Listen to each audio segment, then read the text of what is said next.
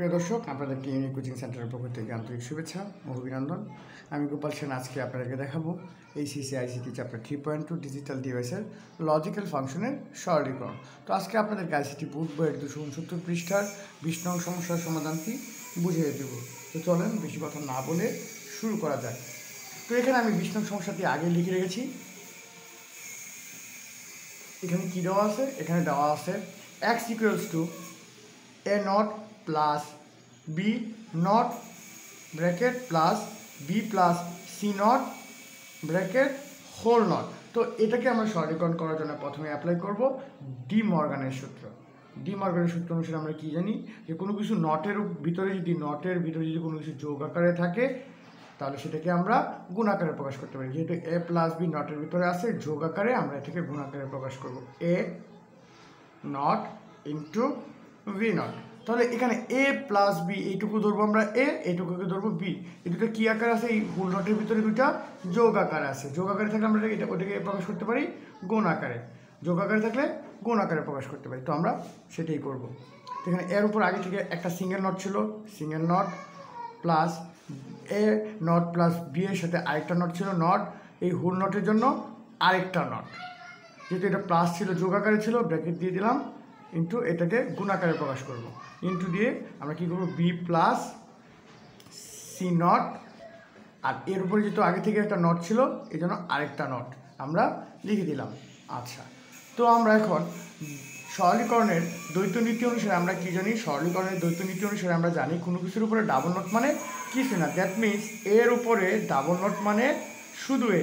তাহলে এখানে এ naught plus B এর উপরে ডাবল নট আছে, তার মানে কি হবে? এখানে হবে এ নট প্লাস বি হবে। এখানে আমরা লিখে ফেলবো এ নট প্লাস বি।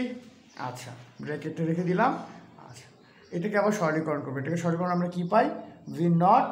এটাকে সরলীকরণে সরলীকরণে আমরা পাই বি নট ইন্টু, যেহেতু এইখানেও আমরা আবার ডি মর্গানের সূত্র অ্যাপ্লাই করব। কেন? এখানে এই নটের ভিতরে বি আর সি কী আকার আছে? যোগ আকার আছে। এটাকে আমরা গুণ আকারে নিয়ে আসবো। যেহেতু নট ছিল এই জন্য বি নট, সি এর প্লাস ছিল এই জন্য গুণ, যেহেতু সি এর উপরে নট ছিল তারপরে আরেকটা হোল নট এই জন্য সি এর উপরে হবে ডাবল নট।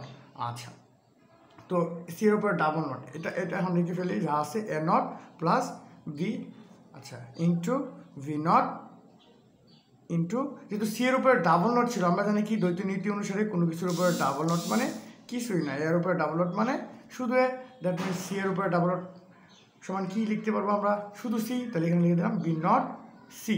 আচ্ছা, এন্ড বি নট সি দ্বারা এই দুটি রাশিকে আমরা গুণ করবো। বি নট সি দ্বারা এটাকে এবং এটাকে গুণ করব। এটাকে গুণ করলে আমরা কী পাই দেখি, A not into B not into C plus এটা দ্বারা গুণ করলে কী পাই? B into V not C, B into V not C.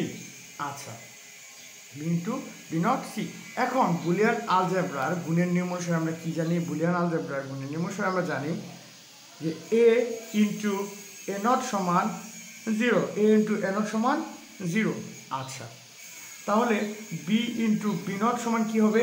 B into B not সমান হবে 0। আচ্ছা, তাহলে 0 দ্বারা যদি আমি কোনো কিছুকে গুণ করি, 0 দ্বারা কোনো কিছুকে গুণ করলে 0ই হয়। একে যদি 0 দ্বারা গুণ করি কী হবে? 0ই হবে। এখানে বি ইন্টু বি নটের মান 0 পাইছি। এখন 0 দ্বারা যদি সিকে গুণ করি তাহলে কী হবে? 0ই হবে। তাহলে আমরা লিখতে পারি A not into B not C plus 0। তা কোনো কিছুর সাথে 0 যোগ করলে কী হবে?